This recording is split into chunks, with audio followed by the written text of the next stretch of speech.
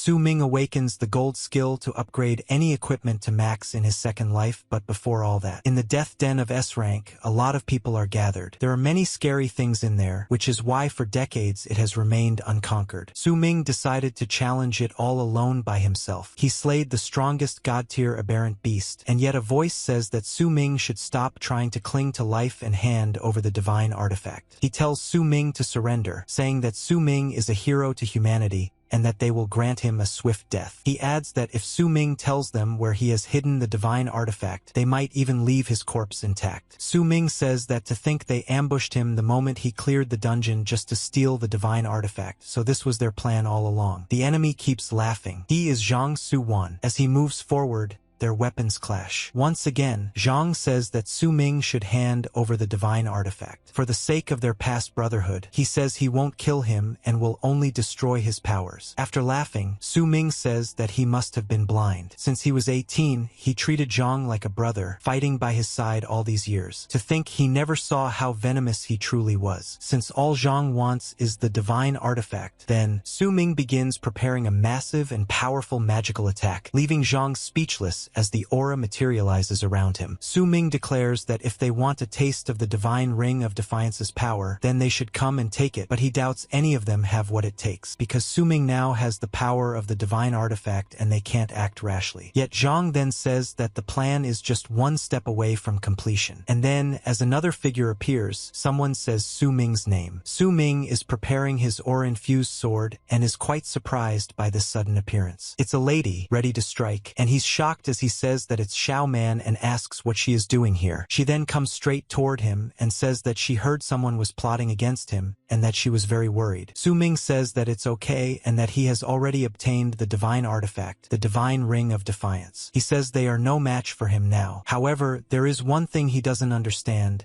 and he asks how they knew his whereabouts. Zhang is just quietly smirking as the lady continues. She further says that when she saw him awaken a 9-star talent, she knew she could use him to get the divine artifact. As Su Ming is getting really frustrated, he shouts in anger, saying damn it, but he can't do anything as he is far too trapped. Everyone then starts shouting to kill him, take the divine artifact, and they all rush toward him at once. Suddenly, from the ground, a skeletal hand rises, and then another group arrives, telling everyone to stop, along with a skeleton boy who immediately attacks everyone in the surroundings. Su Ming is quite surprised and asks what they are doing here. The lady with the skeleton boy reveals herself to be Ji Yao. She tells Su Ming not to give up and says that he can't let these despicable cowards obtain the divine artifact. She is Ji Yao, the necromancer. Zhang scoffs and says that it's just another person looking to die. He claims there are dozens of masters present and that not even an emperor descending from the heavens could save Su Ming now. After that, everyone starts attacking Ji Yao and the skeleton boy. Ji Yao says that they are just really troublesome fellas. Zhang then attacks, saying that anyone who blocks his path will die. Immediately, Su Ming warns Ji Yao to watch her flank. Ji Yao notices, but it's already too late, as Zhang laughs after carrying out his attack. He tells her not to take it personally, calling her classmate Ji Yao. Now Su Ming is even more devastated, as Ji Yao is also taken down. He can't even save her. Zhang then says that this is no time to waste energy worrying about others and tells Su Ming that he can die too. He places his blade towards Su Ming and tells him to hand over the divine artifact, saying he might consider sparing his worthless life. Su Ming is extremely frustrated. He tries to break free from the chains, but no matter what he does, he can't move. He can't believe what's happening and curses them all. At that moment, a divine level technique bursts forth, causing a massive aura to explode and smoke to spread everywhere. Zhang is forced to retreat a few steps back. Another person shouts in shock, saying that this power is a divine level technique. Then a voice calls out Ji Yao's name. It is Su Ming, who has finally broken free from the chains. He rushes over, grabs Ji Yao, and asks why she came, saying that he has let her down so many times. He is overwhelmed with sadness. Ji Yao responds by telling Su Ming that if they have to die, then they will die together. Then the sword goes down into the ground, and Su Ming swears an oath. He says that today he, Su Ming, the god of slaughter, swears that if he is ever reborn, he will hunt them all down and tear them to pieces, calling out Ren Xiaoman and Zhang Suan by name. Xiaoman is shocked and asks asks what he is trying to do. Zhang immediately understands and says that Su Ming is trying to drag the divine artifact back into the death den with him. They all start moving quickly, realizing they don't have much time left. Zhang shouts for everyone to stop him and get the divine artifact. Su Ming responds by saying that if they want the divine artifact, then they should come and get it. With that, he jumps together with Ji Yao straight into the den. Later, in a very dark area, Su Ming is holding the divine artifact in his hand. He wonders if he is dead. He feels his body and starts questioning where he is. He then wonders what this place could be. Suddenly, an announcer speaks, saying that at the 127th awakening ceremony of Swanzong First Academy, classmate Wang Yang has successfully changed his profession to a life profession, enchanter, with an innate attribute of 3 stars. The announcer adds that most of the people awakened today are not combat professions. Another voice comments that enchanter is a very useful life profession and that its status will not be low in the future. At that moment, Su Ming finally realizes that he is at the awakening ceremony. He feels a strong sense of familiarity and realizes that he has traveled back to when he was 18, to the very day of the awakening ceremony. As the announcer continues, mentioning the student who just successfully awakened, Fatty Wang Chang, Su Ming thinks about his past life and recalls that he was also an enchanter. The announcer then announces the next awakening, saying that Li Songyang has successfully awakened a combat profession, warrior, with an innate attribute of 2 stars. Everything happening now matches Su Ming's memories exactly. He realizes that he can even predict what will happen next. As things continue just as expected, he smirks and realizes that he has been reborn. He then thinks about Zhang and that lady, and he prepares himself. He reflects that this chance to live again might be heaven's will, giving him the opportunity to rewrite all his regrets. Suddenly, screams erupt from the crowd as people shout that it's a hidden combat profession. They see Zhang Tang successfully awaken as a magic hammer warrior. Zhang Tang is extremely happy as his innate attribute level has reached 8 stars. The crowd starts commenting,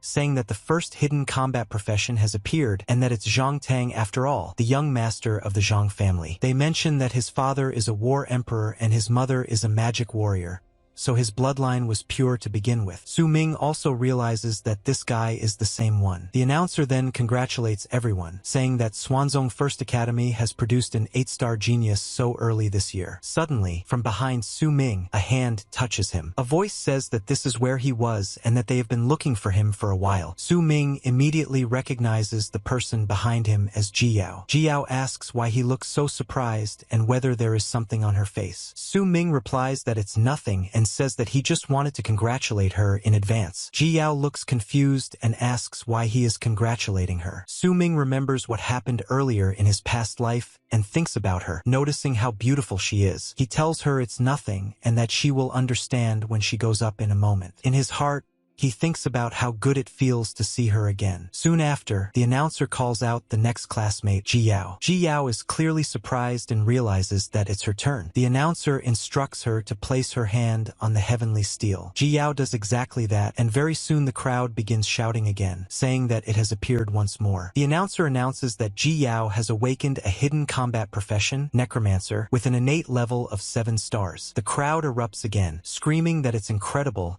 and that another hidden combat profession has appeared. Someone comments that the academy is really popular this year. Su Ming thinks that everything is happening exactly as expected. Soon, it becomes his turn, and the announcer calls out Su Ming's name as he steps forward. People in the crowd start commenting that 2 hidden professions have already appeared in a row and wonder if there could really be a third one. Some doubt it, saying that Su Ming from Class 1 is just an orphan. In this world, dominated by the awakened of Blue Star Dragon Country, decades ago, after the day of awakening arrived, every person who reached the age of 18 could complete a profession change by participating in the awakening ceremony and become one of the awakened. The awakened have completely changed the face of this world. Not only can the awakened possess power that bends the rules, along with wealth and equipment to change their destiny, but at the same time, they must also face ferocious giant beasts, terrifying dungeons, and countless challenges. Continuing Su Ming's thoughts, he thinks that in his past life as an orphan, he lived relying on relief funds and scholarships. On the day of the awakening ceremony, he was extremely fortunate to be favored by the heavens, and a celestial phenomenon even appeared. In the end, he awakened with a 9-star innate attribute and the legendary profession, God of Slaughter. Continuing his thoughts, Su Ming thinks that today, in this life, he will once again make everyone see him in a new light. Everyone is watching keenly. The announcer announcer says that this kind of fluctuation might mean the birth of a genius with a 9-star or even higher innate attribute. Another person comments that such a phenomenon might indicate another hidden profession and wonders if that's really possible, saying that 3 in a row would be far too insane. Su Ming thinks to himself to let him feel the fluctuation of these runes once more. However, he suddenly notices something strange and realizes that this is the divine artifact, the divine ring of defiance. He thinks in shock that it actually traveled through time with him. Then he notices something else and wonders what it is. At that moment, the system responds, saying that the strongest class change, God's link system, has successfully bound. The system announces that a new profession has been bound, that the awakening is successful, and that the mythical profession, Sword God, has been obtained. It is a mythical profession, Sword God. Su Ming can hardly believe it. This is far more than what he was expecting. Everything around suddenly turns red, even the test area itself. The announcer is shocked and says that for a phenomenon like this to appear, he wonders what kind of profession Su Ming is changing into. People in the audience start commenting. One of them says that if it's a combat profession, that would be insane, but if it's a life profession, it would be a complete tragedy. Another person scoffs and says that with a phenomenon like this, there's no way it could ever be a life profession. Zhang watches silently from the side. Even he is feeling anxious now, thinking to himself about why Su Ming still isn't moving. The red light continues to grow brighter and brighter. Su Ming thinks to himself that this awakened profession is Sword God, not the god of slaughter from his previous life. He also realizes that this golden system is different from the one he had before. Soon after, a notification appears saying that the system has been identified, the target Su Ming has been confirmed, the awakened profession is Sword God, and the golden talent sublimation of all things has been obtained. All of this feels confusing to Su Ming since it's completely new to him, but he still realizes that this is even higher than the 9-star profession level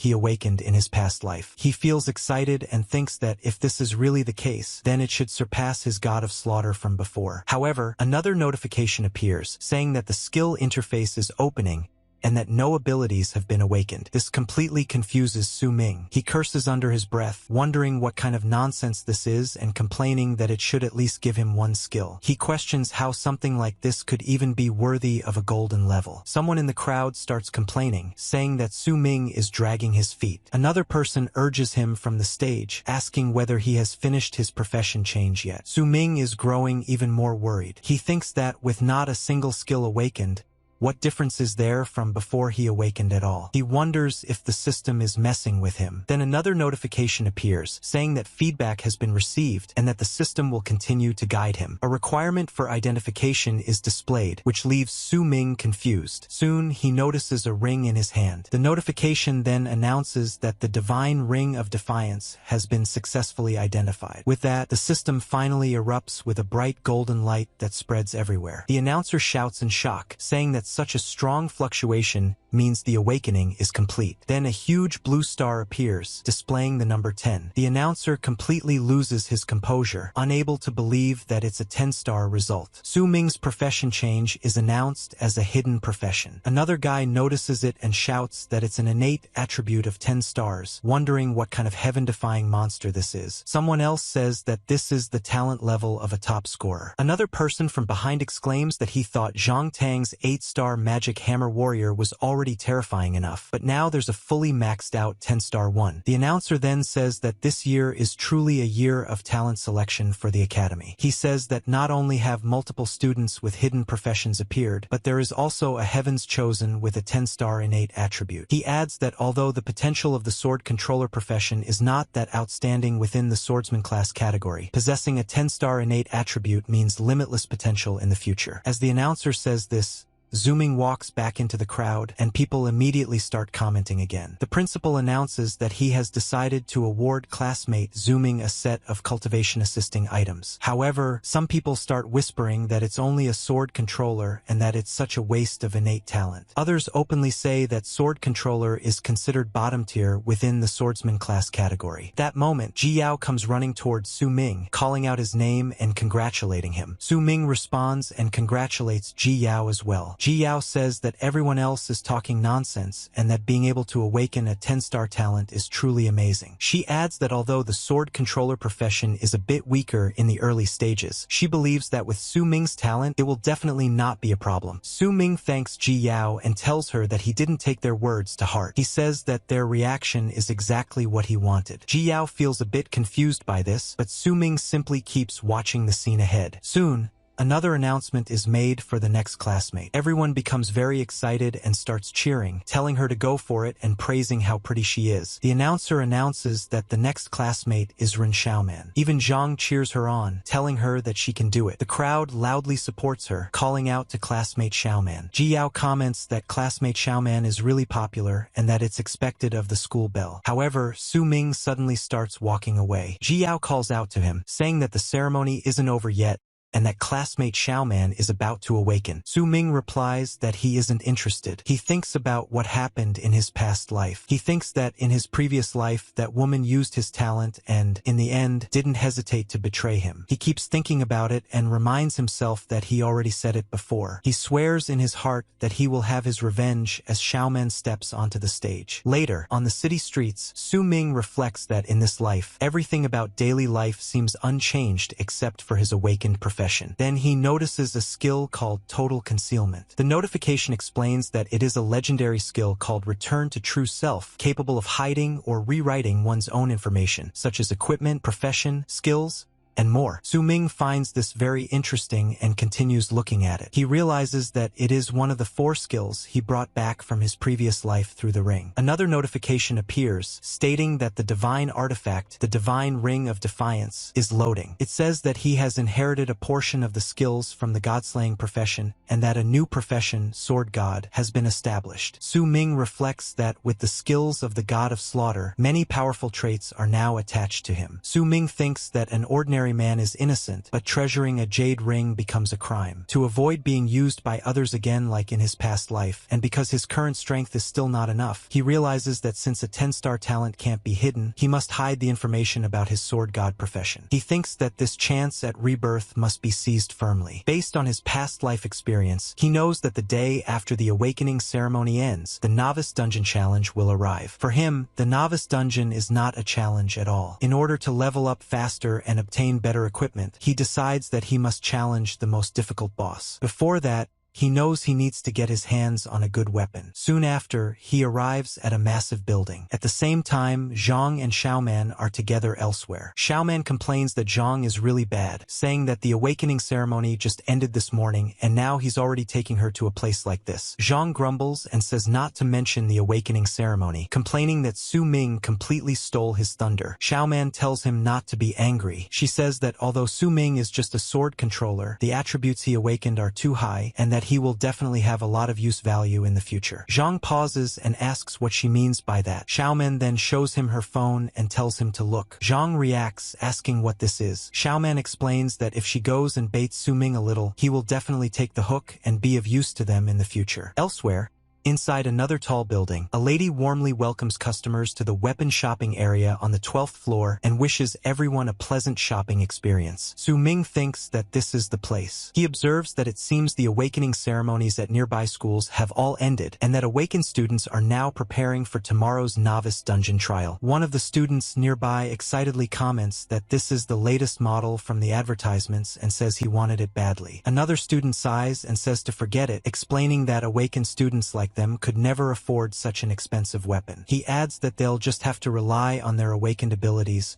work like dogs, and earn money in the future. Another person suddenly points something out and says that this is the tyrant's frigid sword. He explains that it was recently forged by a very high-level Great Swords class player and says he can't believe it's already available on the market. Another person comments that the price is 1 million advent coins and says it's insanely expensive. Someone else responds that of course it is, explaining that as long as the sword hits a target, it can completely freeze the blood inside a monster. Others exclaim in amazement that it's a diamond-grade weapon. Su-ming, however, thinks that this weapon is a fake. He remembers that in his past life, the group of merchants who sold these fakes were all caught later. Just then, someone suddenly asks if he is classmate Su-ming. It's a lady. Su-ming asks who she is. She says that she hasn't introduced herself yet and introduces herself as Xiang Lan, the vice director of the Xiangzhen conglomerate, before handing him her business card. Su-ming immediately responds that he doesn't think he knows her. Suddenly, she says that on behalf of the Xiangzhen conglomerate, she will cover all of his expenses in the store today. She adds that she hopes Su-ming can do her a favor. Su-ming wonders what kind of favor she wants. She then tells someone to bring out the photograph. Right away, someone presents it to him and asks him to take a look. The photograph shows a beautiful lady. Xiang Lan explains that the girl is her younger sister, Jiang Yongqing, who goes to the same school as Su-ming and also successfully awakened this morning. She says that she has already thoroughly investigated the news of Su-ming awakening a 10-star talent. She adds that with his talent, tomorrow's novice dungeon should not be too difficult. She also points out that only newly awakened profession changers can enter the novice dungeon. She says that she hopes Su-ming can team up with her sister and protect her as she completes the challenge. After hearing this, Su-ming is left speechless for a moment. After a short pause, he says that he refuses and that he's not interested. The lady is surprised and asks what he means. She says that as long as he agrees, he can pick any weapon in the store. People around them are confused and whisper among themselves, wondering if he really refused. Xiang Lan then says that as a fellow student and as a poor student who has just successfully awakened, he shouldn't refuse her offer. Su-ming calmly responds and asks if that's so. Then he says that in that case, he wants it as he points toward an extremely expensive item. It's the Frosty Sky Cold Sword, priced at 1 million advent coins. The crowd gasps and starts saying that he's making an outrageous demand. Even Xiang Lan is shocked. She questions him angrily, asking if he's deliberately making things difficult for her and whether he really thinks he's worth 1 million with his current status. Su-ming says that wasn't she the one who said he could pick whatever he wanted, and that if she's not willing, then they can just forget it. He adds that there are many things where people can take shortcuts using financial power and tells her to have her sister put all her effort into preparing for tomorrow's novice dungeon test. Xiang Lan snorts and says that he's interesting. She says they'll consider this their offense against him this time and tells everyone to leave. Someone nearby mutters in shock, saying that guy actually played the people from the Xiangzhen conglomerate. Su-ming doesn't care and simply looks down at his phone. There's a message from Ren Xiaoman. The message says that Su-ming always liked her and that she has had a change of heart. She says she wants to see him tonight on the roof of the school building. Su-ming thinks to himself that it's the exact same message as before. Even though he didn't awaken the god-slaying profession this time, she's still the same. He thinks that Ren Xiaoman really hasn't changed at all and recalls how the him at this time in his previous life would have reacted. After a moment, he replies and says okay, that he'll see her there. He then excuses himself. A saleswoman responds politely and asks how she may help him. Su-ming asks whether these are the raw sword stones that can randomly produce high-quality sword weapons. She confirms that they are, explaining that these raw weapon stones have a chance to produce silver-grade weapons. She adds that everything is based on probability and warns him that most raw stones only produce the lowest grade weapons. She tells him to consider carefully before buying. Su-ming responds that this is exactly what he wants. The lady looks confused as he starts grabbing several stones. He explains that compared to buying a silver weapon at a high price that will soon become obsolete, gambling for one here at a cheap price is the most suitable option. In his heart, Su-ming thinks that rather than calling it a gamble, he should say that he can see the data inside these raw stones. He realizes that this is all thanks to the second skill left behind by his god's link from his past life, the Eye of Insight. He recalls that Eye of Insight is a legendary skill under Return to True Self, granting the user true insight, allowing them to perceive the fundamental information of all matter. Su-ming thinks that this is perfect. Compared to ordinary silver weapons that sell for thousands or even hundreds of advent coins, getting one now for just 50 is an absolute steal. It's perfectly suited for him now that he's back to being a poor student. Suddenly,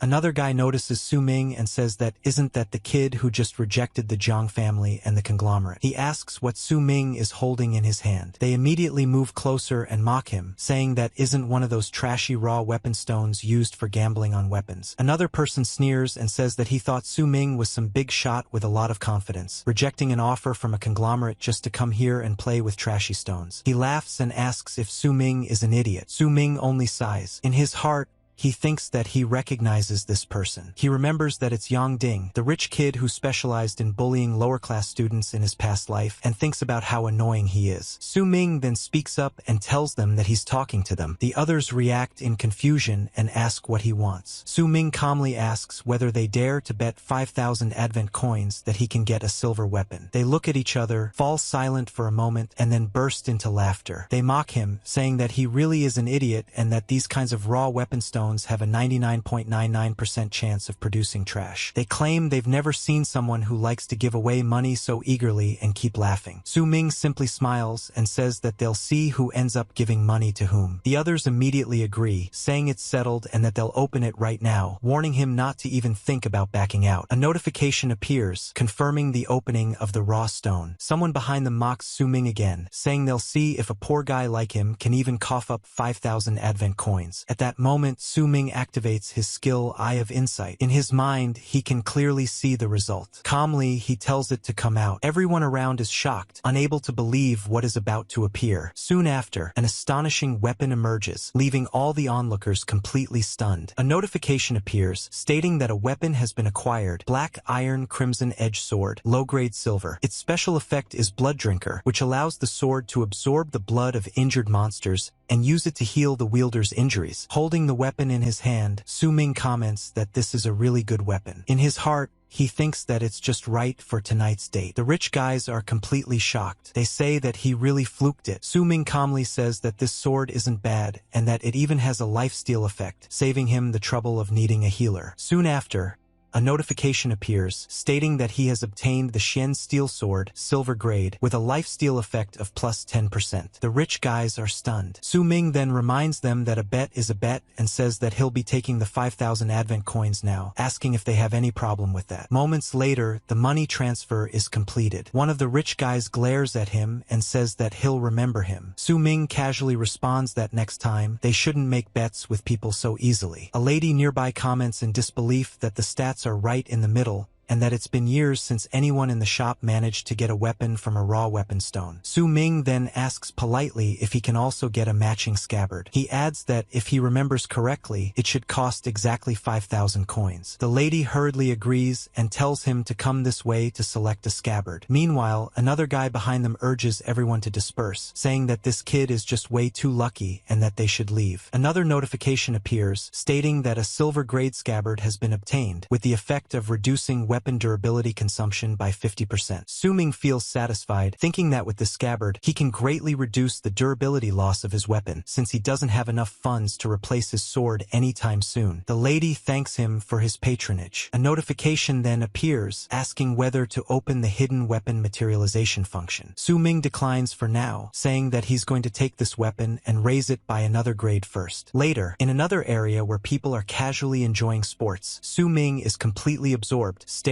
at his beautiful sword. He thinks that in this life, although he has awakened as a sword god, he doesn't have a single usable profession skill yet. However, he notices that on the profession talent tree, there is a very powerful original talent called Sublimation of All Things. A notification explains that this talent can upgrade the quality of any loot, including combat skills, equipment, scrolls, and more. Each item can only be sublimated, directly or indirectly, once. Su Ming feels grateful, thinking that just having this talent alone is already enough. He believes it is truly worthy of the golden great profession that Sword God represents. Finally, another notification appears, stating that the talent sublimation of all things has been triggered. Weapon sublimation is successful and a new effect has been gained. Bloodthirst. The scabbard has become even stronger. Following that, a notification appears stating that the Shen Steel Bloodthirst sword has been upgraded to high-grade silver with the Blood Drinker effect. This means that after the sword locks onto a target, it can absorb the target's blood through attacks or direct contact, healing the wielder's injuries. Additionally, the Bloodthirst effect means that after killing a monster with the sword, all of the the wielder's stats will temporarily increase by 5 points for 30 seconds. Su Ming thinks that after killing an enemy, he can gain a temporary buff that boosts all his stats, and he feels that this is not bad at all. He then says to open the hidden weapon materialization function, believing that tomorrow's novice dungeon will now be much easier. Later, at a different place,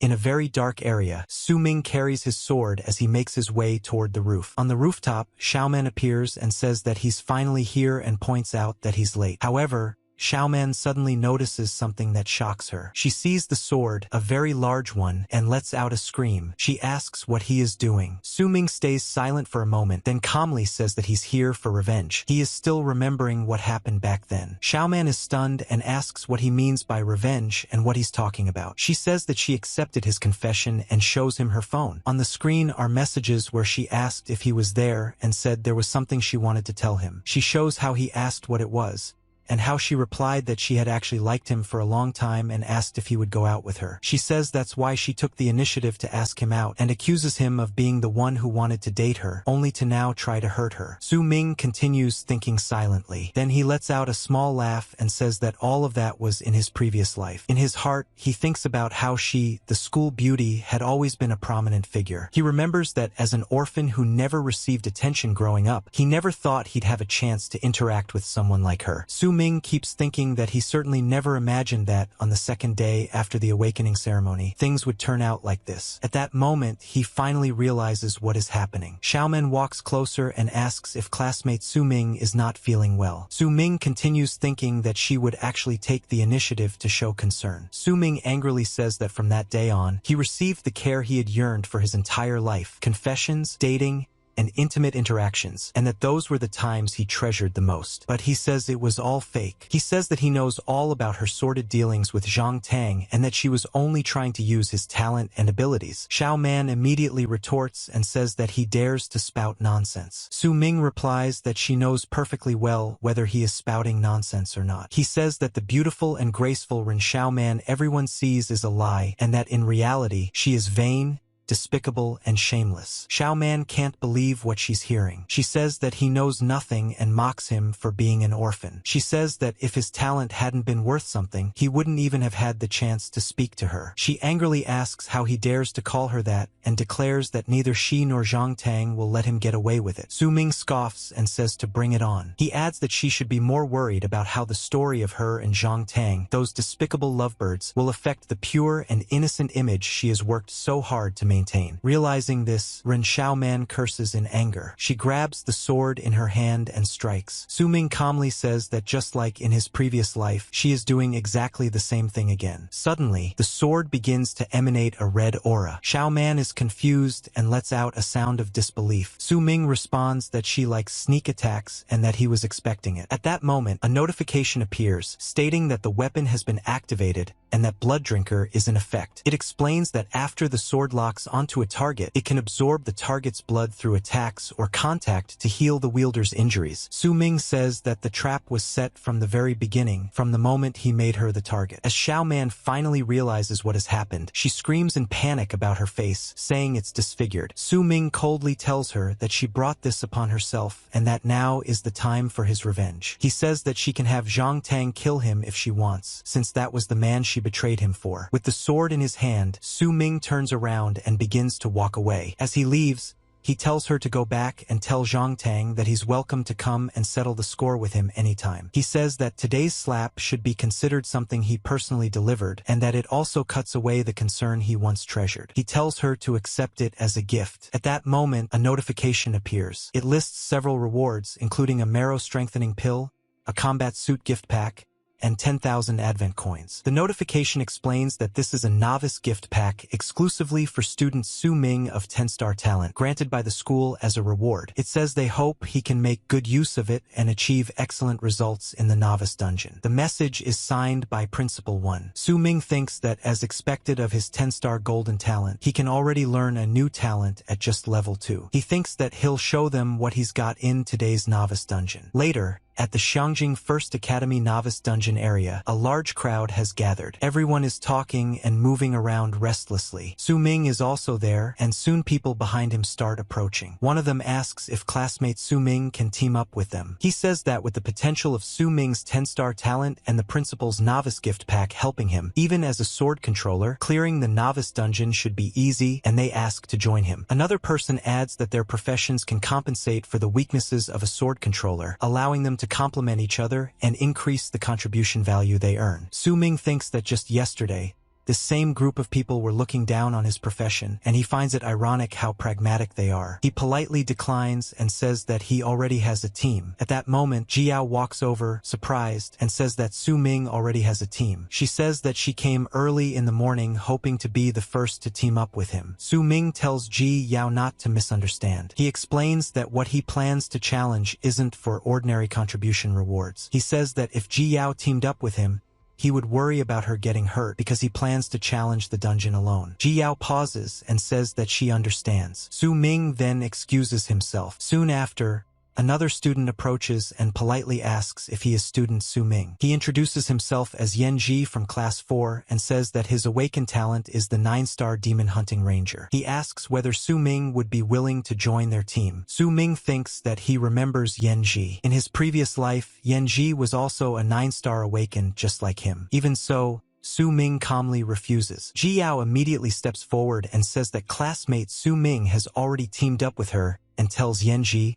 not to bother him. Yan Ji responds apologetically, saying that he didn't know and that he's sorry for disturbing them. Ji Yao then turns to the others and tells everyone else to go away and disperse. Watching this, Su Ming thinks that Ji Yao is really reliable. He also senses that the dungeon is about to open. Suddenly, a notification appears and an announcement echoes through the area, stating that attention students, the 127th Novice Dungeon Challenge has now officially begun. Su Ming reacts immediately and says that it's starting. Then the announcer speaks again and apologizes, saying that as the principal, he overslept and couldn't make it to the start to cheer them on. He explains that he can only live stream from home to explain the rules of the Novice Dungeon. He says that the 127th Novice Dungeon Challenge is a trial that this year's newly awakened students must go through. He continues, explaining that every student has already been registered and that they can be identified as soon as they enter the dungeon. Inside the dungeon, each challenger will earn points and settlement rewards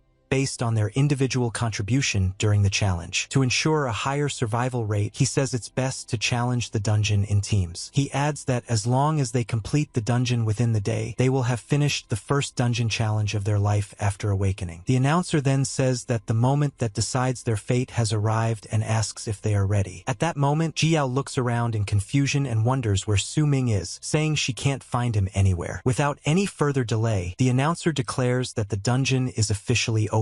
Immediately, everyone rushes toward the entrance. Suddenly, someone notices that a person has already gone in and says that it was way too fast. Another person confirms it, saying they saw it too and that it was the 10-star Su Ming. Inside the dungeon, Su Ming feels excited and happy. He thinks that this novice dungeon feels extremely familiar and suddenly makes him feel nostalgic. He remembers that back then, he was both scared and excited, rushing around recklessly just to gain more contribution value. He thinks about the profession holders of Blue Star and feels that the multiversal slaughter is about to begin. He knows that this place is filled with both danger and opportunity. To leave this place and receive rewards, challengers must complete the trial. He also remembers that besides obtaining enough contribution value by killing the regular boss, there is another, much more difficult method. Su Ming thinks that in this life, he will choose the harder challenge, which is to slay the ultimate hidden boss. He steels himself and thinks that he's coming for it. Soon, countless insects and beasts roam through the darkness of the Raging Tide Forest, a level F area. Su Ming observes his surroundings and thinks that the novice dungeon map is random every year. This place is completely different from the map he encountered in his previous life. He also realizes that all dungeon portal spawn points are random, meaning route planning is different for every challenger, and the monsters they encounter will also be different. A tree monster stands in the distance. Su Ming thinks that this guy is an elite monster. Although it's immobile like a tree, if its vines lock onto a target, the victim will be dragged into the burning hollow on its head and roasted alive. He thinks that his goal is to challenge the hidden boss, so there's no need to waste time dealing with these troublesome monsters. He reminds himself that the reason he rushed to be the first into the dungeon was to scout the route in advance and find what he needs to challenge the hidden boss. He thinks that although the dungeon map changes every year, the way to fight the hidden boss does not. If more people enter later, it will become much harder to gather the required items. With that in mind, he starts rushing around to collect more and more items, urging himself to move faster. Later, at 7:30 a.m., more challengers enter the dungeon. They look around cautiously. One of them says that there don't seem to be any other challengers nearby. Another agrees and says that since it's quiet, it should be safe for now. Suddenly, they hear a strange sound. Not far away, they see someone running toward them while shouting for help. Seeing this, they immediately panic. The man yells that it's a giant frigid blood rat. The group is terrified and starts running away, shouting for everyone to split up and run. Soon after,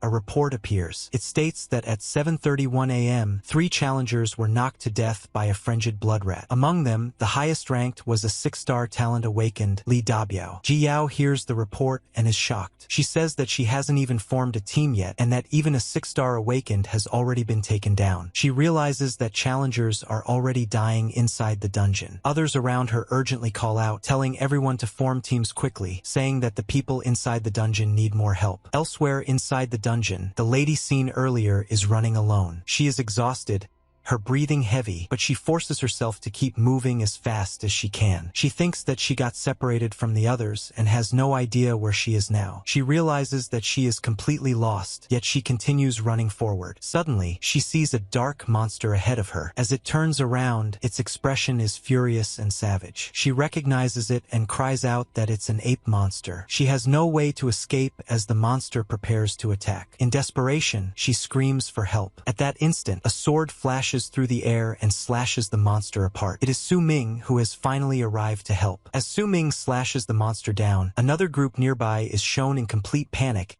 as they face a bloodthirsty brown bear, elite level 5. One of the guys tries to run and shouts that he can't believe he ran into an elite monster right at the start and complains about his terrible luck. Another kid screams in fear. Elsewhere, a swamp hunter level 2 is attacking more challengers. Chaos erupts everywhere as people scream while being hunted down by tracking hounds. One man urgently calls through the channel, saying that the transport point at the 9 o'clock position on the map is surrounded by monsters, and that they are requesting more support. Another scene shows a dragonized lizard, level 5, chasing down a different group. A girl desperately calls out that the 6 o'clock position needs help. Another voice reports that the 11 o'clock position is also surrounded and that monsters keep coming endlessly. A lady reports in despair that the central direction team is down to 5%, saying all of her teammates have been wiped out. She thinks that if they hadn't told her to hide, she would already be dead. She reflects that the dungeon has only been open for half an hour, yet the difficulty of this novice dungeon is already far too high. She wonders if newly awakened students can really survive and clear it. At that moment, the same lady whom Su Ming helped earlier stares in shock at the scene in front of her. She exclaims that he's incredibly strong and that he killed the monster instantly. She thanks him for saving her and asks if he is the 10-star Su Ming. Su Ming replies calmly that he was just passing by, but says he can't save her a second time. He warns her that the monster hasn't been fully dealt with yet. The girl panics and lets out a startled sound before turning and running. She shouts that she'll go get reinforcements and tells him to hang in there. As she runs away,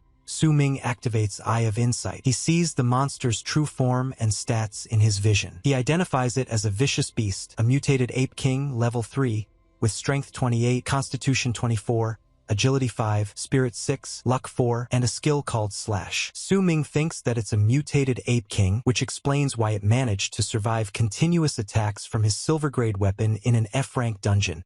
Suddenly, the creature charges forward and strikes. Su Ming narrowly dodges the attack. He thinks that its speed isn't bad at all and decides to have a little contest with it. A reminder surfaces in his mind from earlier. A notification had informed him that he inherited part of the Godslayer profession's abilities. The third skill is Divine Shadow Step, an accelerated movement technique that increases speed by 50% the moment it is activated. While active, the user becomes immune to physical, magical, and spirit attacks and cannot be targeted, but it consumes a large amount of stamina. Su-ming grips his sword and rushes forward to strike the monster. He tells it that he's behind it. The monster turns around in surprise, and Su-ming adds that it looks like there's no need for a contest after all, calling it boring. He slashes again and says that he's done playing with it. A notification immediately appears, stating that the vicious beast, the mutated ape king, has been successfully defeated. With that, Su-ming obtains loot, a linear/skill scroll, low-grade bronze. He thinks that although it's only low-grade bronze, a linear/skill isn't bad at all for a novice dungeon. Soon after, another notification appears announcing first blood. A follow-up message states that the level 2 sword controller player has completed the first kill of the mutated ape king in the Raging Tide Forest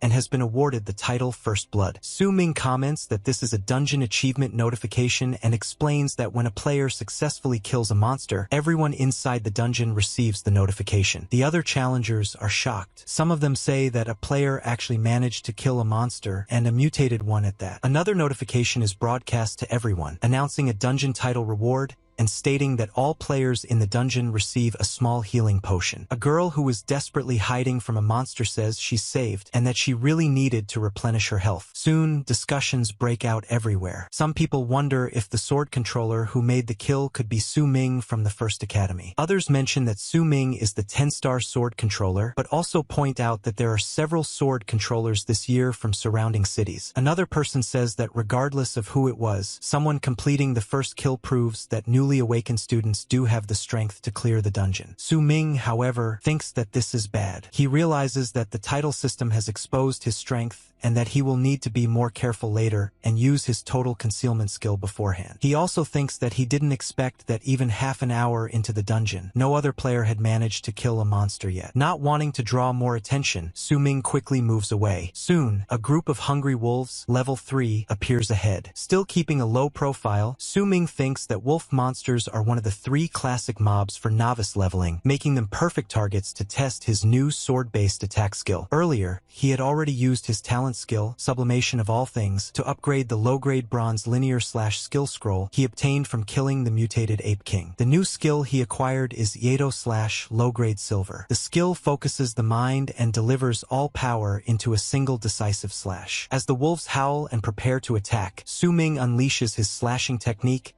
and cuts one of them down instantly. The remaining wolves are completely stunned, clearly not expecting anyone to fight back like this. Trying out his new skill, Su-ming takes down the wolves one after another. A notification appears, saying that he slew a hungry wolf and gained 80 experience points. Soon after, another notification pops up, saying that he slew a hungry wolf and gained 800 experience points. Then once more, another notification appears, stating that he slew a hungry wolf and gained 8,000 experience points. At 9:30 a.m., after taking down a large number of wolves, Su-ming feels quite satisfied with his progress. Another notification appears, congratulating him for leveling up to level 9 and awarding him the title Legend of the Hungry Wolf. Su-ming thinks to himself that it's a success. Standing there, he reflects that by using the properties of Yahello/, which allows for long-range attacks, farming these low-level hungry wolf monsters becomes much more efficient. He draws his sword from the scabbard and then sheathes it again, thinking that the energy generated accumulates for a certain amount of time, locks onto the target, and then is released in a single swing. As he slashes, more wolves are cut down. At that moment, a powerful monster appears and blocks the strike. It slaps the attack aside. As the Wolf King leader, Level 10. At 8:30 a.m., elsewhere in the dungeon, a group of people cheers as they announce that their party has been formed successfully. They shout for everyone to move out. Another group behind them also says they have formed a party and tells others to follow up. As they enter the dungeon together, they begin counterattacking again and again. Someone shouts that the main force has arrived. They scream as they continuously slice through monsters with their swords. This time, everyone gains experience, and a notification appears stating that a mutated field mouse has been successfully killed. Finally, after defeating a special monster, they all start cheering, saying that they can win. Another person excitedly declares that the main force is here and that they won't lose to the first blood player who sent them potions. Some of them even start crying when they reach level 2, saying that they finally leveled up. However, another person suddenly notices something and says that there's another notification about a player getting first blood on a leader monster. The notification announces that a level 9 fisherman player in Raging Tide Forest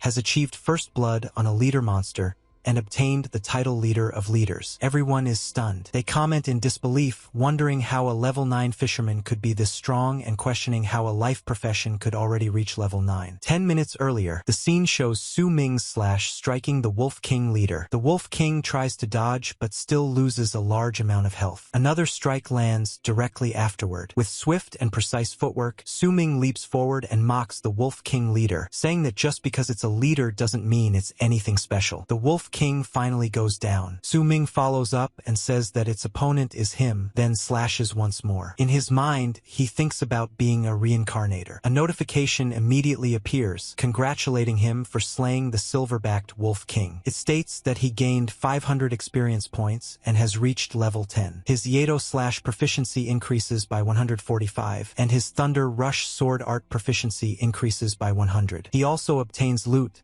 including an iron slashing claw, bone materials, and Wolf King hide. Elsewhere, another player finally cuts down a monster and sighs in relief, saying that he expended a tremendous amount of effort just to deal with a pack of hungry wolves. Another guy behind him adds that they were lucky the attack boost scroll rewarded by the dungeon title arrived in time, or they probably would have been wiped out. The first guy then complains again, wondering what's wrong with this dungeon. He says it makes no sense that a level 9 fisherman exists and questions how a life profession could level up so quickly, saying it's practically mocking normal players. He grumbles that the damage of his broken novice machete is way too low, and complains that if he hadn't been scammed out of money by that kid at the weapon shop, he could have at least bought a silver-grade weapon. Another person tries to smooth things over and says that Brother Yang Ding shouldn't be so angry, and that the kid's luck is just too good. Yang Ding explodes in anger and shouts at him to shut up, calling him useless. He says that he was the one tanking damage the entire time, and that even after sharing experience and killing so many wolves, he only reached level 2. He curses himself as the biggest sucker of all and fumes that he doesn't know whether that kid has entered the dungeon yet. He swears that if he meets him, he'll destroy him just to vent his anger. The other guy quickly tries to calm him down and says not to be angry, pointing out that they've all reached level 2 now, and that continuing to farm wolf monsters will become much easier. Yang Ding responds with a cold grunt. Later, Su Ming notices the number 10 appearing beside his health bar. He thinks that it's finally here. A notification appears, congratulating him on reaching level 10 and announcing that the primary profession change task has been triggered. The task content will be randomly selected based on his actual situation. Su Ming thinks that in this life, the first class change task still triggers at level 10. Another notification repeats that the task content is being randomly selected based on his current situation. Su Ming reflects that the most important thing is that the opportunity has finally come. He thinks that in his previous life, when he reached level 10, it was already after he had left the novice dungeon. Because of that, the randomly refreshed first-class change task matched the higher difficulty E-rank dungeon he was challenging at the time. Back then, he couldn't complete the challenge at the same level at all. He had to spend a long time grinding up to level 15 before going back to complete the first-class change task. In the end, that greatly reduced the benefits of the rewards he received from the task. But this life is different. He reached level 10 right inside the novice dungeon. Because of that, a notification appears and says that he has successfully triggered the first-class change task. The task requirement is to kill the Guardian of Red Rock Cave, a powerful elite monster. The task location is Red Rock Cave, inside the Raging Tide Forest. Su Ming continues thinking it through and realizes that the task content is indeed inside the novice dungeon. He thinks that this makes things much easier. He smirks while looking at the task details and thinks that next, he just needs to add all the attribute points gained from leveling up into agility. With that, this first-class change task is basically guaranteed. Soon after, another notification appears. It congratulates him for breaking through 100 points in agility and announces that he has obtained a sword god profession skill called Sword Martial Master. The notification explains that Sword Martial Master is a passive skill with low-grade platinum quality and a proficiency of 0 out of 100,000. It also states that the skill allows him to equip sword-type weapons of any level while ignoring all equipment requirements. Xianjing City First Academy Meeting Room. One of the men looks at the data on the screen and says that the ranked list of rookie dungeon data for students with strong talents in the surrounding cities has been released. The principal asks whether anyone is missing from the statistics. The man responds by asking where Su Ming is, saying that he was the one the principal had high hopes for. Another person speaks up and says that no one is missing. He explains that this is all the data returned from the dungeon. However, He points out that at 8 o'clock, the dungeon's first blood title showed a sword controller, and that it should be student Su Ming, the one the principal is concerned about. The principal frowns and says that it's only the first blood title. He adds that although Su Ming's profession is sword controller, he was born with full 10-star attributes and even received a novice gift pack from him. He says that even if Su Ming's skills are lacking, he should still be able to kill a few monsters with brute force alone, and questions how he could not even make it into the top 500. At that moment, another man enters the room and asks what the situation is. He addresses the principal, saying that he heard the school produced a very good seedling this year. He is the vice mayor of Xianjing City. The vice mayor says that it's the 10-star awakened named Su Ming, right? He adds that his secretary already showed him the novice dungeon data. He points out that student Su Ming, whom the principal personally recommended, is not on the ranking list at all. The principal laughs nervously and asks the vice mayor not to get excited. He explains that although Su Ming has 10-star talent, his profession is sword controller, so his early game combat power is slightly weaker. Vice Mayor and cuts him off and says that even if he is a sword controller, it is impossible for him to not even enter the top 500. He tells the principal to stop explaining and accuses him of lying about the student's strength just to obtain more Heavenly Tower Council qualification tokens this year. The principal hurriedly says that he really did not lie. However, before he can continue, the discussion shifts. Someone summarizes the current data and says that at present, the school only has Yen Ji, a 9-star talent with a hidden profession, Demon Hunting Ranger, ranked second on the leaderboard. He says Yen Ji has great potential and is the best candidate to compete with the neighboring city's genius, Li Chunguang, this year. He then adds that there is another promising one, the Zhang family's legitimate son, Zhang Tang, who has a hidden profession, Magic Hammer Warrior, and an innate 8-star talent. He notes that Zhang Tang is currently ranked 4th and is also very promising. The vice mayor concludes that for now, he can only give the academy 2 qualification tokens for the Heavenly Tower Council. The principal nervously responds that their school usually gets 3 tokens in previous years. Vice Mayor and replies coldly, saying that it's because the academy has been at the bottom for the last 2 years. He adds that if they are at the bottom again this year, next year they won't even have any slots to join the Heavenly Tower Council at all. The principal hurriedly asks what if students achieve good results later on. The Vice Mayor responds that they will count it then, but says that he is busy and is leaving first. After he leaves, the principal has nothing more to say, and neither do the staff members behind him. Still, he speaks with a heavy tone and says that the Heavenly Tower Council is an extremely important path for accepting tasks, obtaining rewards, and improving strength. He says that the academy absolutely cannot lose its qualification to join it. He sighs and says that he originally thought that with a 10-star awakened student this year, they could secure 1 more token, but instead, they actually lost one. He quietly mutters Su Ming's name and says that Su Ming must do his best and not let him down. At the same time, Su Ming is far too busy with his own matters to hear any of this. Outside Red Rock Cave, Su Ming studies the map and thinks that the task location should be here. He feels relieved that he didn't encounter any troublesome small monsters along the way. He thinks that he never came to this place in his previous life, so there's no telling what kind of monsters might spawn here. Suddenly, he senses danger. A gold-digging goblin, level 6, appears, holding a spiked club. Seeing it, Su Ming feels a slight sense of caution, but the goblin immediately rushes toward him. Su Ming charges forward as well, gripping his sword tightly. He thinks that he can't let it alert the entire cave. With swift movements, he takes it down. Immediately, a notification appears, stating that Goblin Cave Awareness has been triggered and that Goblin Mode has been activated. Su Ming mutters in confusion and questions what that means. Soon after, he notices more goblins appearing around him. He realizes that this first-class change task is not as simple as he initially imagined. A whole group of goblins appears in front of him, including one particularly large goblin that stands out among the rest. Another notification appears, stating that all goblins inside Red Rock Cave will launch a fierce attack on him. The notification explains Goblin Mode as a self-indulgent lifestyle that deviates from social norms, filled with laziness, sloth, and greed. As Su Ming fights back with his sword, he cuts down goblins one after another. However, they continue to pour in endlessly, surrounding him from all sides. He thinks that although their levels aren't high, they are winning purely through sheer numbers. With so many goblins surrounding him, Su Ming is forced to step back a little. He worries that he doesn't know if his weapon's durability can hold out. At the same time, he notices that the boss, the large goblin, is also about to attack. He reacts quickly and dodges. However, as he leaps into the air, the goblins begin firing arrows at him. Far too many. Su Ming realizes that these goblins are actually quite smart. He thinks that they know it's difficult for him to make evasive adjustments while airborne. As he lands, the goblins on the ground are already waiting with daggers raised. Su Ming immediately jumps again and slashes at them mid-motion. He thinks that his mana in the early stages isn't enough to sustain Divine Shadow Step for long. Facing a group of goblins along with an elite goblin, and with limited skills available this early,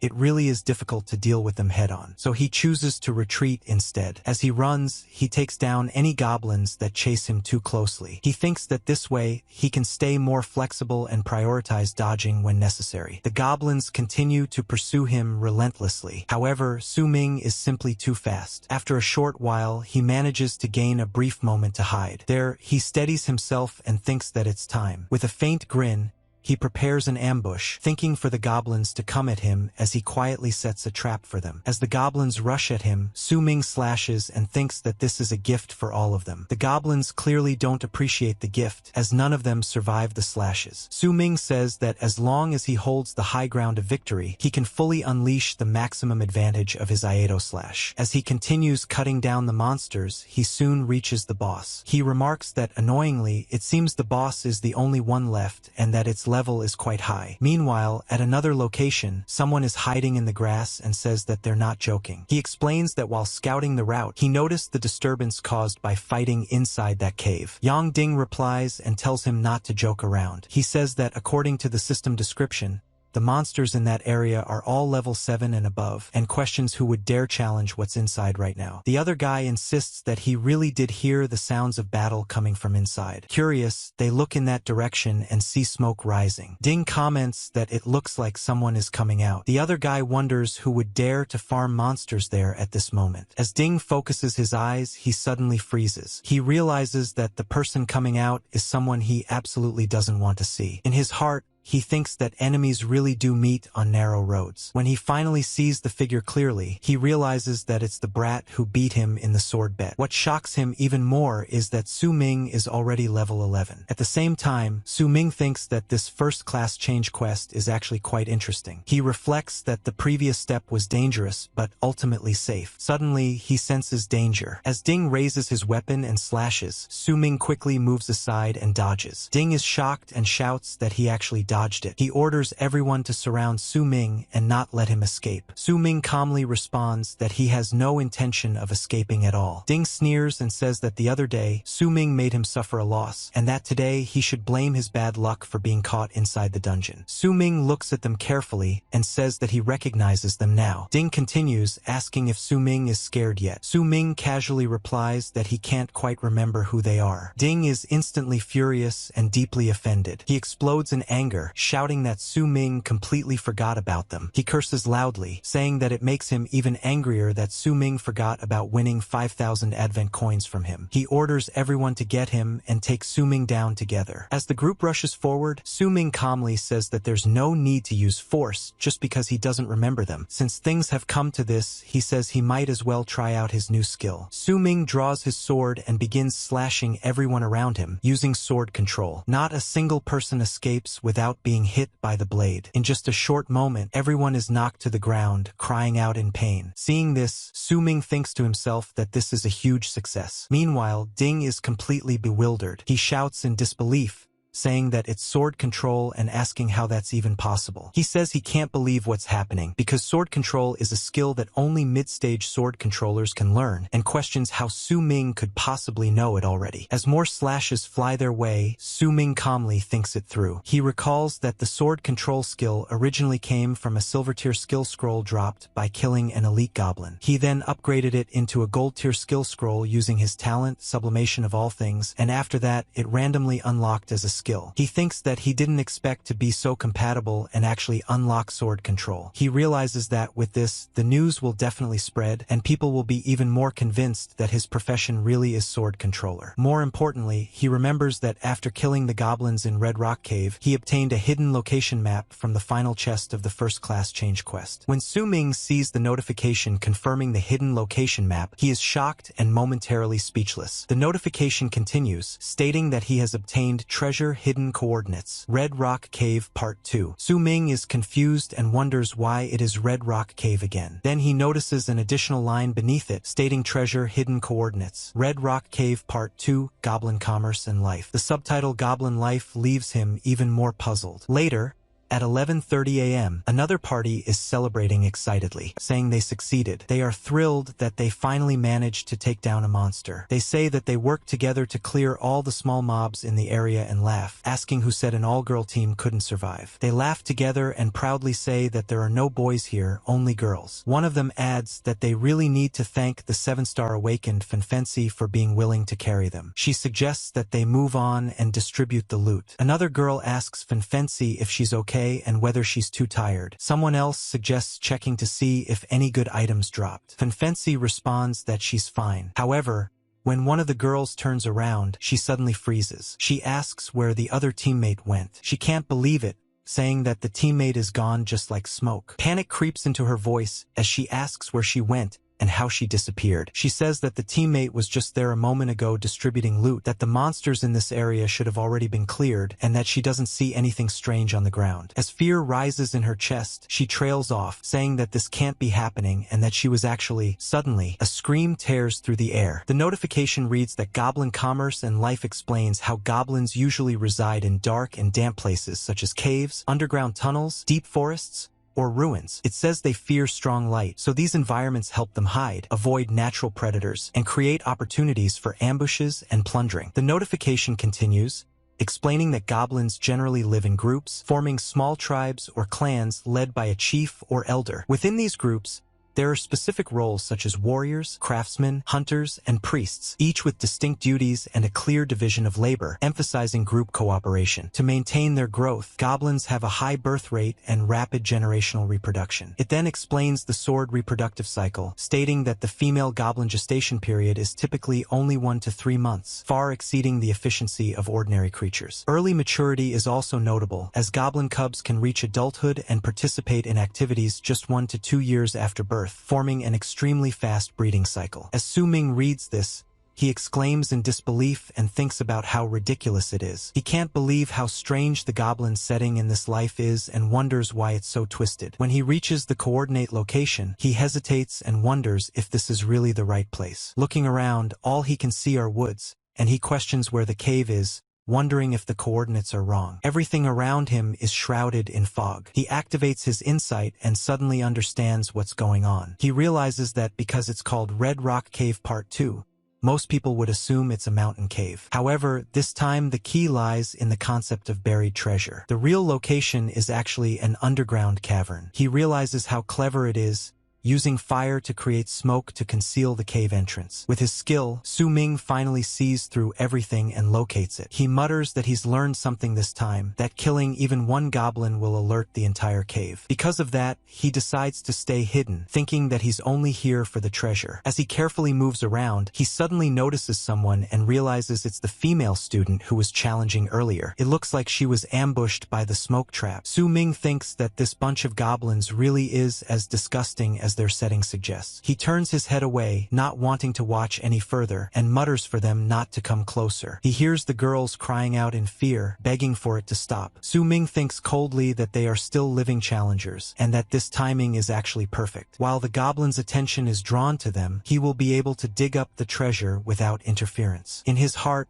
he decides that he can only leave them to die. He thinks that they can only blame themselves for not having the strength to face this novice dungeon. But then the girl cries out that she doesn't want to play anymore and begs someone to save her. She shouts that she'll give a huge reward and asks if anyone can hear her. She yells that her sister is the vice director of the Jiang'an conglomerate. Hearing this, Su Ming immediately realizes what's going on and remembers what happened earlier. Just as the goblins are about to leap at her and she screams, Su Ming moves instantly. He slashes at all the goblins using sword control. He unsheathes his blade and unleashes an Iato slash. As the goblins are driven back, Su Ming thinks that he's exploiting their weakness of fearing light. He realizes that the energy released when drawing the sword during an Iato slash carries a strong burst of light. As long as he doesn't kill a single goblin, he won't have to flee, and more importantly, he won't alert the other goblins deeper in the cave. Just as he expected, the goblins don't chase them. The girl, unable to run any farther, looks at him gratefully and thanks him for saving her. She introduces herself as Jiang Yunqing. Su Ming immediately thinks that she's the girl from the photograph he saw before. Jiang Yunqing then says that he doesn't need to thank her. Su Ming replies that there's no need to thank him either and that he was just passing by. She hurriedly says that when she gets out of the dungeon, she'll give him a huge reward and starts mentioning her sister again. Su Ming cuts her off and tells her they can talk about that after she manages to get out alive. She panics and pleads with him not to leave her behind. Su Ming responds bluntly and tells her not to follow him. He says that he's already saved her once, and with her current strength, she would only slow him down. At that moment, Su Ming glances at his status interface and confirms that the treasure location is indeed correct. The goblins haven't changed their positions. He thinks that Jiang Yunqing's presence confirmed it, but then corrects himself, thinking that he already verified it on his own. He immediately decides to dig it up. Once the chest is revealed, Su Ming thinks that this dungeon level drops the highest silver quality random lottery chest. He plans to use his talent,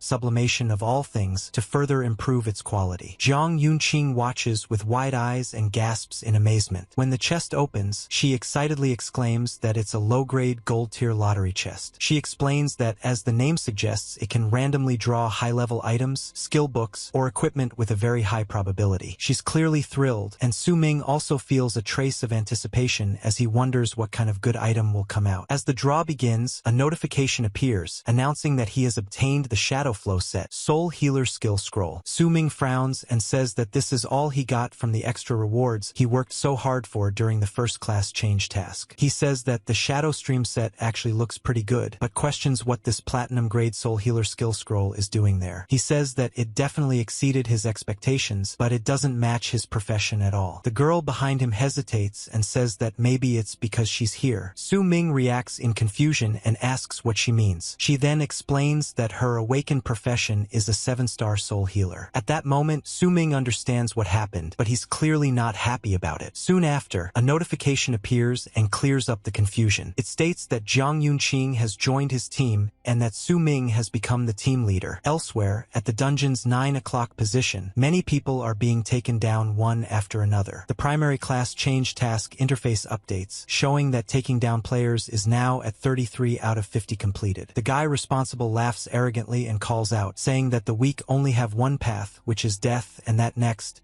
it's their turn. His gaze then falls on a woman nearby. It's Ji Yao. She is accompanied by her skeleton warrior, and she looks genuinely frightened. At 12:30 p.m., violent explosions erupt as a fierce battle breaks out. Ji Yao stays silent, trying her best to hide from the monster that has already taken down many players. However, the enemy senses her movement. She is truly terrified. The man suddenly strikes in her direction and mocks her, saying it's like playing eagle catching chicks. Ji Yao is blasted backward by the attack. The man then sneers and says that he really didn't expect a female like her to withstand his hunt for so long. He says she wasted quite a bit of his time, but still praises her, saying that for a girl, she actually has some skill. He adds that it seems Shenjing Academy isn't entirely made up of trash after all. Ji Yao struggles to stand and questions him. She says that his school uniform clearly belongs to a student from Wuyang City's Wuzing Academy and asks why he came to their novice dungeon to slaughter innocent players. The man laughs and replies that there's no special reason. He explains that his level 10 first-class change task just happened to assign him the objective of taking down 50 players. With a task like that, he couldn't go on a killing spree in his own city's dungeon, so he flew his private small plane to this area's novice dungeon and took down everyone he encountered. He finishes by saying that if anyone wants to blame something, they should blame Shenjing Academy for having the most trash students among all the cities. He sneers and says that if you're going to squeeze someone,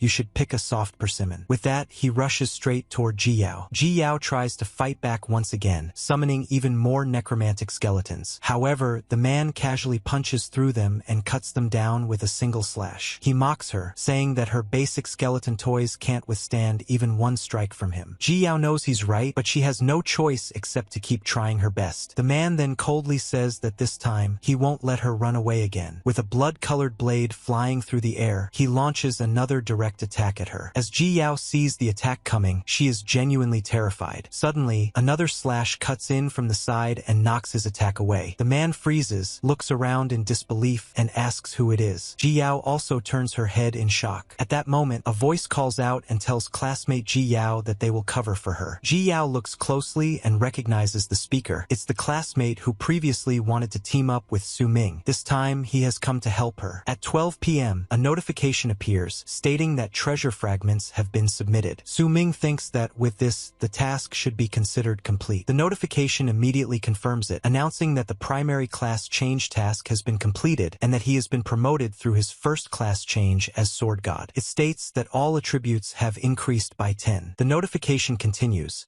announcing a new talent, Origin Sword Body, and states that the mythical effect has been enhanced. Swordsmanship power, speed, and proficiency are all doubled. Su Ming thinks that with this boost, he now has much more confidence in challenging the dungeon's hidden boss. Jiang Yunqing can't help but exclaim in amazement. As Su Ming turns around, another notification appears, stating that the Soul Healer skill scroll has been used successfully. Jiang Yunqing is overjoyed as the notification continues, announcing that the skill soul buff has been obtained. It describes Soul Buff as a platinum high-grade skill with 0 proficiency out of 300,000. It consumes soul power to activate, and when active, the experience points gained by everyone in the team increase by 200%. Seeing this, Su Ming is shocked. He says that he can't believe it and that increasing experience by 200% is absurd. He realizes that she randomly unlocked an absolute leveling god skill and admits that her luck is truly something else. After a brief pause, he sighs and says that considering this,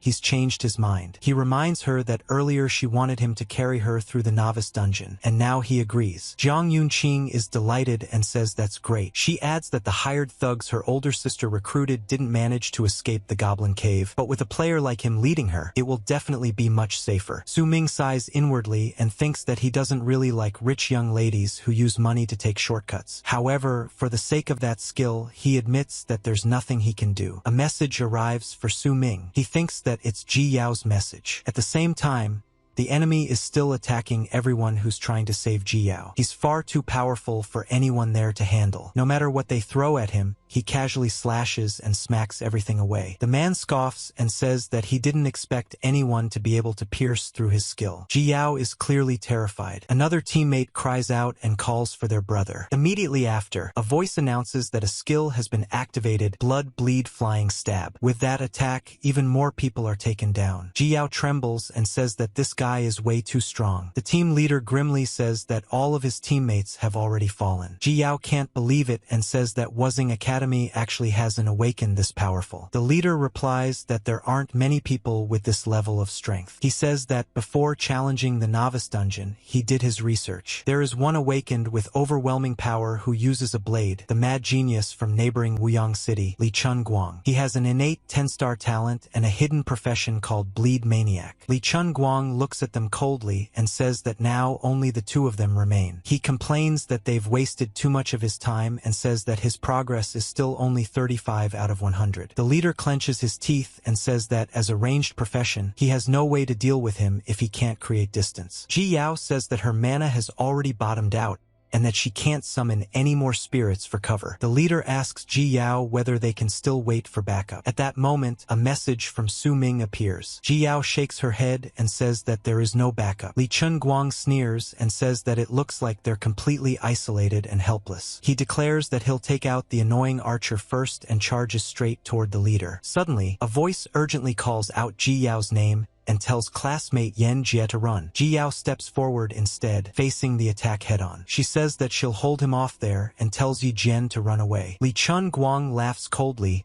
and says that she's overestimating herself. He mocks her, saying that a weakling like her has no right to save others. That voice feels chillingly familiar to Ji Yao. Suddenly, a red flash cuts through the air, intercepting and wiping out every attack Li Chunguang sends her way. Then a familiar voice calls her name. Ji Yao freezes and immediately recognizes it. Su Ming. As the dust settles, Su Ming stands there, having arrived at last. He calmly says that she absolutely has the ability to save everyone. At that moment, the earlier message is shown clearly. Ji Yao had warned Su Ming that there was extreme danger in the 9 o'clock area and that he absolutely must not get close. She never expected anyone to come. All she wanted was for Su Ming not to get hurt. However, Su Ming has already arrived. He remembers everything Ji Yao has done for him. He thinks that in his previous life, Ji Yao feared no danger and rushed in to save him. In this life, she has once again encountered danger, yet she still prioritizes protecting others. Even now, Ji Yao scolds him and says that she already told him this place is dangerous. Su Ming looks at her and tells her not to always worry about others first. He says that in this life, he will protect her properly. Suddenly, a sword stabs into the ground right beside Li Chengwang. Su Ming calmly announces sword controller, sword control. Li Chengwang's expression changes instantly and he shouts in shock, asking if it's him. In the next moment, Su Ming attacks straight at his head. Li Chengwang immediately recognizes him and shouts that it's that 10-star sword controller. Su Ming coldly calls him a redhead and slashes again, forcing Li Chengwang back. He asks if he is the one who hurt Ji Yao. Yi Jian witnesses everything and exclaims in shock that 10-star Su Ming is unbelievably strong. He says that if he provides ranged support, they might actually have a chance to win. Suddenly, Yi Jian feels his health rapidly recovering. He's stunned and asks who is healing them. Ji Yao answers that it's her. Jiang Yunqing steps forward and introduces herself, saying she is Su Ming's teammate. She explains that she's a soul healer and will help treat them. Yi Jian is relieved and says that it's amazing to have a healer on the team. Jiang Yunqing then adds honestly that she isn't very familiar with using her healing skills yet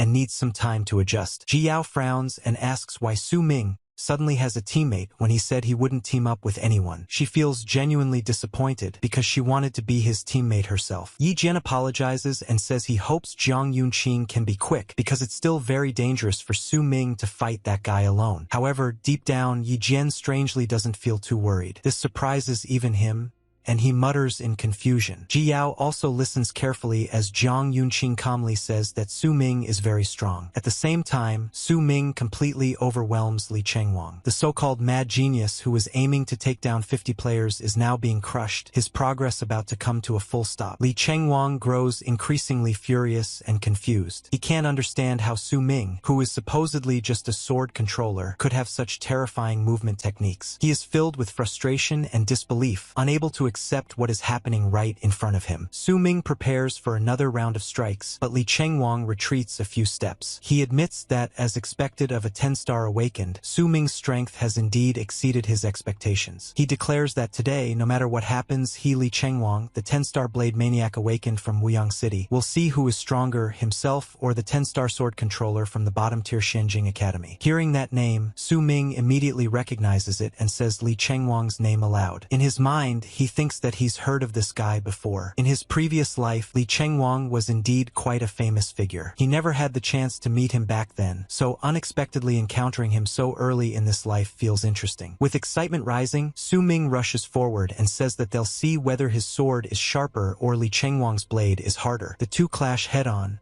their weapons colliding as their attacks meet. Li Chengwang suddenly activates a skill and shouts blood blade flying. Su Ming reacts instantly, commenting that Li Chengwang is throwing flying blades at him so brazenly. Already prepared, he slashes away every blade coming toward him. However, Li Chengwang sneers and says that Su Ming fell for it. In the next moment, Su Ming feels his body stiffen. The blade energy from blood blade flying has locked him in place, immobilizing him. Seeing this, Li Chengwang believes he has finally seized the moment to end the fight and takes control of the battlefield. But then, Su Ming calmly gathers his aura and activates sword control. His sword shoots forward, and the immobilization is instantly dispelled. Su Ming says that now it's his turn and calls his sword back. With full control over his weapon, Su Ming continues his assault. He treats the sword like a flying jet, sending it looping around and striking from behind Li Chengwang. He asks how Li Chengwang plans to block without a weapon. This time, the attack lands cleanly. Li Chengwang is visibly frustrated, having not expected this outcome. Still gripping his blade, he shouts that at this moment, Su Ming doesn't have a weapon either. He immediately rushes forward, charging straight at Su Ming from behind. However, Su Ming has already prepared something else. He activates Divine Shadow Step along with Chaotic Shadow 5 blades, allowing him to evade every incoming attack. Seeing Su Ming's sudden burst of speed, Li Chengwang is shocked and thinks that Su Ming's movement speed has increased drastically. Su Ming apologizes calmly as he once again sends his sword spiraling around the battlefield before shooting straight back at Li Chengwang. He says that his sword is back. Elsewhere, Yi Jian finishes healing and calls out that they're coming and tells Su Ming to hold on. But as Yi Jian moves toward the battlefield, he suddenly notices something strange. As the smoke clears, he sees the figures standing there and freezes in surprise. He wonders if the battle is already over. It looks like Su Ming has already handled everything by himself.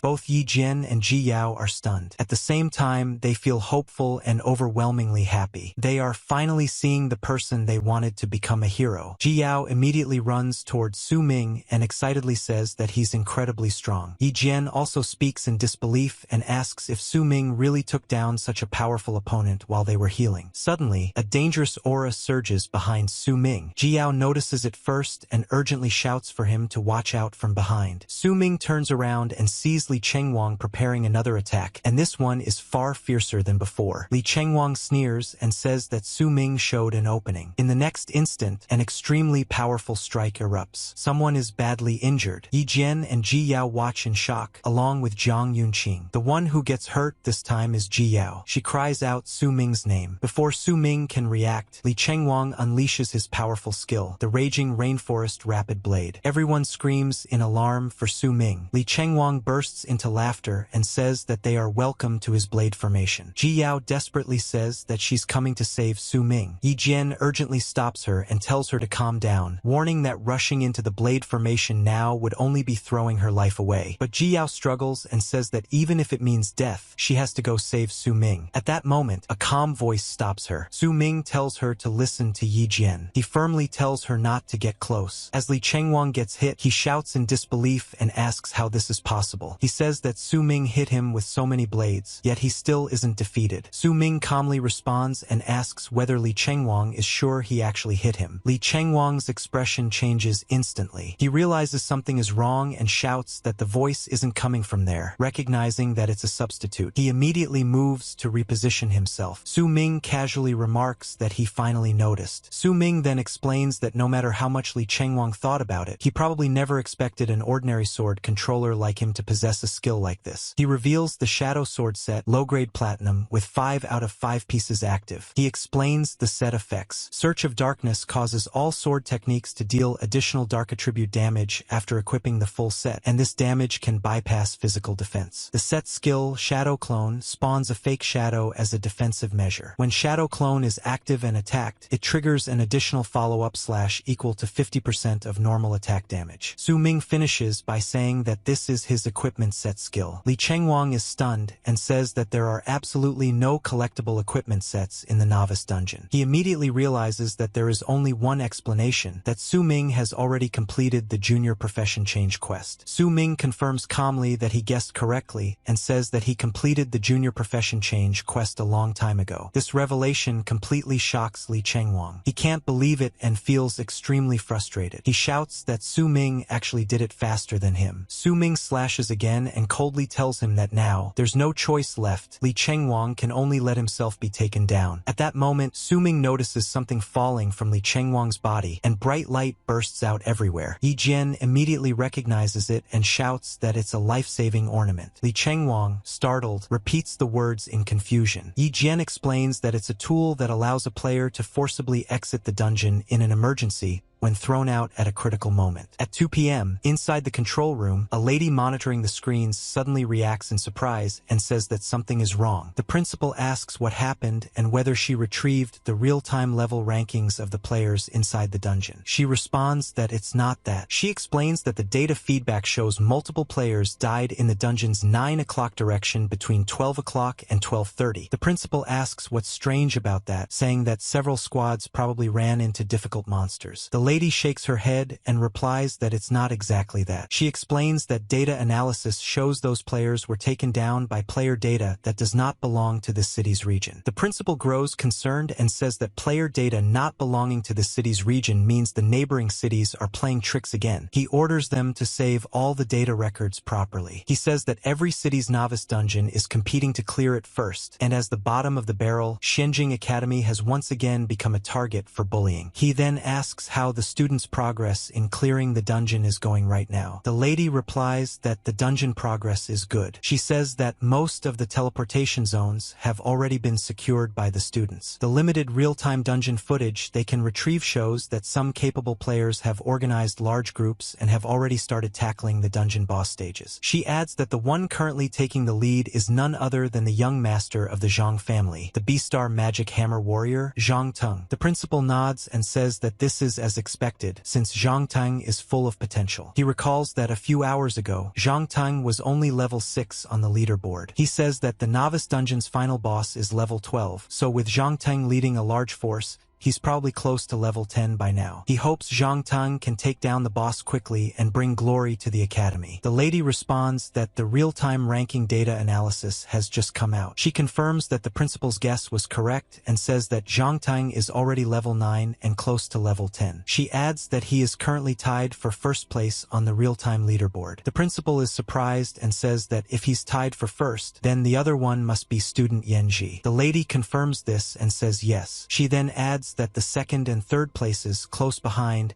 are both female students. One is the undead summoner Ji Yao at level 7, and the other is the soul healer Jiang Yunqing at level 8. The principal remarks that even the female students are this promising now. He then asks whether they have seen student Su Ming. The lady replies that student Su Ming does not appear in the data at the top of the leaderboard. The principal frowns and tells her to search for him, asking what level student Su Ming is at right now. The lady looks shocked and asks if he really wants her to check. The principal presses her again and asks what level he is. She replies in disbelief that Su Ming is at level 2. The principal can't believe it. The data clearly shows that after Su Ming obtained first blood, his level never increased again. At 2:30 p.m., back inside the dungeon, a notification appears stating that an elite spark-toothed beast has been successfully taken down. Su Ming has now reached level 14. The system congratulates him and announces that he has leveled up to level 14 and unlocked a hidden set appearance. Jiang Yunqing comments that in just over 2 hours of grinding monsters, they've already gone up several levels. Ji Yao adds excitedly that she's already level 10 and can now challenge the dungeon boss. She says that the reason they leveled up so fast is all thanks to Jiang Yunqing's skill that buffs experience. Jiang Yunqing is also happy and says that she's glad she was able to help so many people. She adds that they should actually be thanking Su Ming for giving her such an amazing skill. Ji Yao agrees and says that their current squad is just too strong. She points out that they have Yunqing's healing that also boosts experience, Yanji's precise long-range DPS,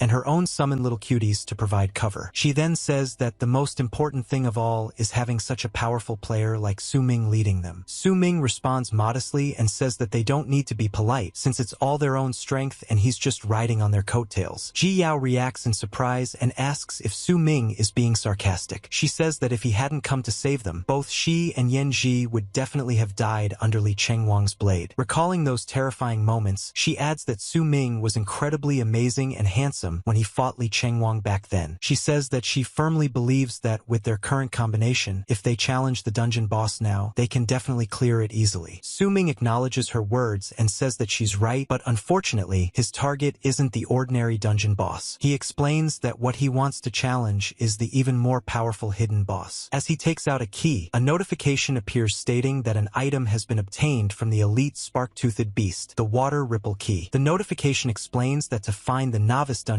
hidden boss, they must first solve 3 riddles guided by the dungeon data and collect the corresponding 3 items. It announces the first riddle, describing the silver moon by the shore, green waves parting, and red armor sleeping in the core of the cold abyss. Su Ming explains that the trigger location is when the silver moon appears in the sky. He says that since there is no dungeon weather system in the novice dungeon, there's only one place where plants naturally grow into the shape of a moon. He continues, explaining that behind the lake surface lies the exact location of the hidden treasure. He describes how the lake water turns into mist, using iris petals as a guide, and that beneath the sunken sand, the armor keeps the old covenant. Thinking back, Su Ming adds that from the moment he entered the dungeon, he immediately gathered the trigger item, the iris flower, from the ape monster area. He says he later combined it with the water ripple key, which corresponds to the third riddle. The third riddle describes holding a star-patterned key to reflect on the lake bottom, with 9 ripples circling the bedrock, and the knight resting its head on its sword while waiting for light to break the turbid waves. After putting everything together and making a few final adjustments, Su Ming confirms that it worked. Jiao asks in amazement how he managed to solve these riddles so quickly. At that moment, everyone notices a whirlpool forming in the lake.